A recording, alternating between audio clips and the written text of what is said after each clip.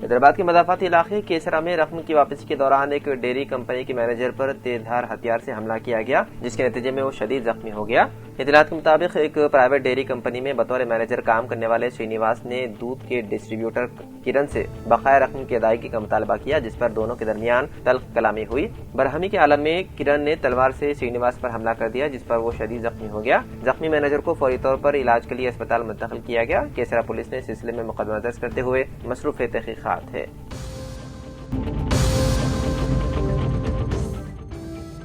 تلنگانہ کے ضلع محبوب آباد کے گڈور منڈل میں اس وقت سنسنی پھیل گئی جب سیتا نگرم گاؤں کے قریب بھوکیا دسرو تانڈا کی سڑک پر ایک بہت بڑی مگرمچھ اچانک نمودار ہو گئی۔ سڑک پر مگرمچھ کو دیکھ کر مقامی افراد اور وہاں سے گزرنے والے نوجوان حیران رہ گئے۔ تعجب کی بات یہ ہے کہ اس علاقے کے قریب کوئی تالاب یا جھیل موجود نہیں ہے، اس کے باوجود مگرمچھ بستی کی طرف جانے والے پل پر گھومتا ہوا پایا گیا۔ تانڈا کے نوجوانوں نے ہمت کا مظاہرہ کرتے ہوئے مچھلی پکڑنے والے جال کی مدد سے وزنی مگرمچھ کو بحفاظت قابو کر لیا۔ بعد ازاں اسے محکمہ جنگلات کے حکام کے حوالے کر دیا گیا، جس کے بعد مقامی افراد نے راحت کی سانس لی۔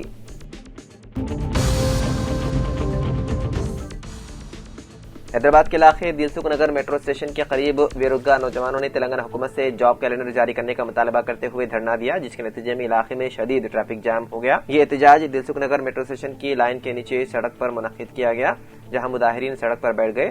دھرنے میں روزگار کی متلاشی لڑکوں اور لڑکیوں کی بڑی تعداد نے شرکت کی، جنہوں نے بینرز اٹھائے اور حکومت کے خلاف نعرے لگائے۔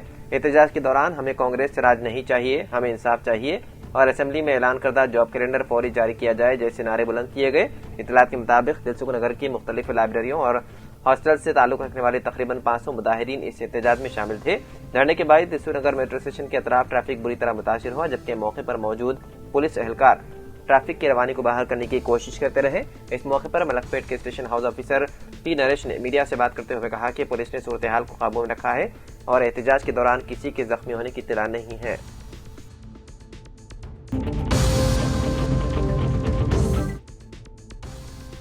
کے کویتا کی قیادت والی تلنگانہ جاگرتی مبینہ طور پر ایک آزاد سیاسی تنظیم کی شکل اختیار کرنے کی سمت تیزی سے آگے بڑھ رہی ہے۔ کویتا نے گزشتہ روز 32 کمیٹیوں کی تشکیل کی ہے۔ ان کمیٹیوں کے ذریعے ریاست بھر کے لیے آئندہ لاہ عمل اور ایک جامع بلو پرنٹ تیار کیا جائے گا۔ ذرائع کے مطابق کویتا نے چہارشنبے کی رات تلنگانہ جاگرتی کی ایجنڈا کمیٹی کے اراکین کے ساتھ ایک آن لائن اجلاس منعقد کیا، جس میں تلنگانہ کی ترقی کے لیے روڈ میپ تیار کرنے پر تفصیلی غور و خوض کیا گیا۔ اس کمیٹی کو ریاست کی مجموعی ترقی سے متعلق مستقبل کی حکمت عملی مرتب کرنے کی ذمہ داری سونپی گئی ہے۔ سیاسی مبصرین کے مطابق تلنگانہ جاگرتی کی سرگرمیاں اس بات کی جانب اشارہ کرتی ہے کہ مستقبل قریب میں یہ تنظیم ایک باقاعدہ اور آزاد سیاسی پلیٹ فارم کے طور پر ابھر سکتی ہے۔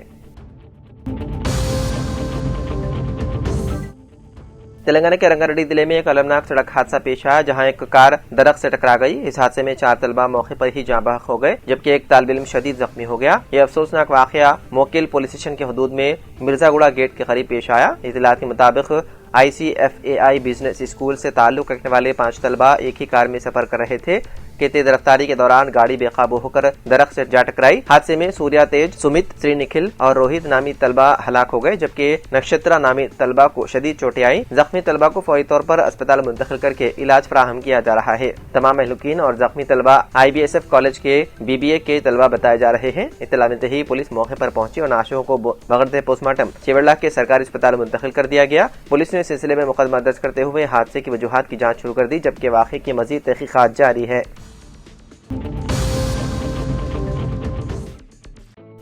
دہلی سال 2020 فسادات سازش کیس کی ملزمہ گلفشاں فاطمہ کو چہارشنبے کی رات رہا کر دیا گیا۔ یہ رہائی اس وقت عمل میں آئی جب دہلی کے ایک ٹرائل کورٹ نے سپریم کورٹ سے ضمانت ملنے کے بعد باضابطہ رہائی کے احکامات جاری کیے۔ عدالت نے اس بات کی تصدیق کی ہے کہ گلفشاں فاطمہ نے سپریم کورٹ کی جانب سے عائد کردہ تمام ضمانتی شرائط پوری کر دی ہے۔ سوشل میڈیا پر گردش کرنے والی ویڈیوز میں دیکھا جا سکتا ہے کہ گلفشاں فاطمہ جیل سے باہر نکلتے وقت ایک بیگ تھامے ہوئے ہیں، جہاں ان کے گھر والے اور حامی کئی گھنٹوں سے ان کے انتظار میں موجود تھے۔ ویڈیوز میں ان کی جذباتی ملاقات کے مناظر قید ہیں، جن میں گھر والوں نے انہیں ہار پہنائے، پھول نچھاور کیے، گلے لگایا اور مٹھائیاں پیش کی۔ یہ ویڈیوز دیکھتے ہی دیکھتے سوشل میڈیا پلیٹ فارمز پر وائرل ہو گئی۔ शरदराबाद में 20 IPS अफसरान के तबादले कर दिए गए। 4 कमिश्नरेट्स में नए कायम किए गए जोन्स के लिए हुकूमत ने DCPs की तकर्री की है। इस सिलसिले में चीफ सेक्रेटरी ने IPS अफसरान के तबादलों के अहकाम जारी किए हैं। मुतबादिला हुक्काम में तफसील अखबार IPS भी शामिल हैं। खाने पीने की अशिया में मिलावट के मामले पर हैदराबाद के CP सज्जनार ने सख्त बरहमी जाहिर की। उन्होंने खबरदार किया कि अगर खुराक में मिलावट की गई तो सख्त कार्रवाई की जाएगी। मिलावट को रोकने के लिए पुलिस और फूड सेफ्टी हुकाम के साथ खुसूसी टीमें तश्कील देकर SOP नाफिज करने का ऐलान किया। बार बार मिलावट के मुर्तकब पाए जाने वालों के लाइसेंस भी मनसूख कर दिए जाएंगे।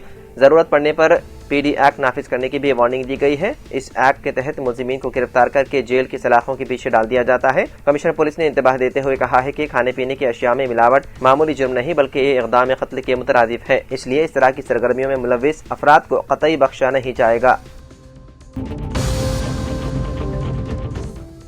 स्टेट इलेक्शन कमीशन ने रियासत में म्यूनसिपलिटीज और कॉर्पोरेशनों के इंतखाबात की तैयारियों का आगाज कर दिया। वाबस्तुक ज़राए के मुताबिक 100 से ज्यादा म्यूनसिपलिटीज और 7 कॉर्पोरेशनों के इंतखाबात के लिए जारी माह के अवाखिर में एलामिया जारी किया जाएगा और फरवरी के दूसरे हफ्ते में राय दही होगी। इलेक्शन कमीशन की जानिब से फहरिस्त राय दहिंदगान को क़तियत देने का काम तेजी से जारी है। फहरिस्त राय दहिंदगान का मुसवदा जारी करते हुए इलेक्शन कमीशन ने अवाम से एतराज़ात तलब किए हैं। बताया जाता है कि हुकूमत ने इलेक्शन कमीशन को मजालिस मकामी इंतखाबात का मशवरा दिया है। पंचायत इंतखाबात मरहले की कामयाबी से तकमील के बाद स्टेट इलेक्शन कमीशन मार्च तक मजालिस मकामी के तमाम इदारों के इंतखाबी मराहिल को मुकम्मल करना चाहता है।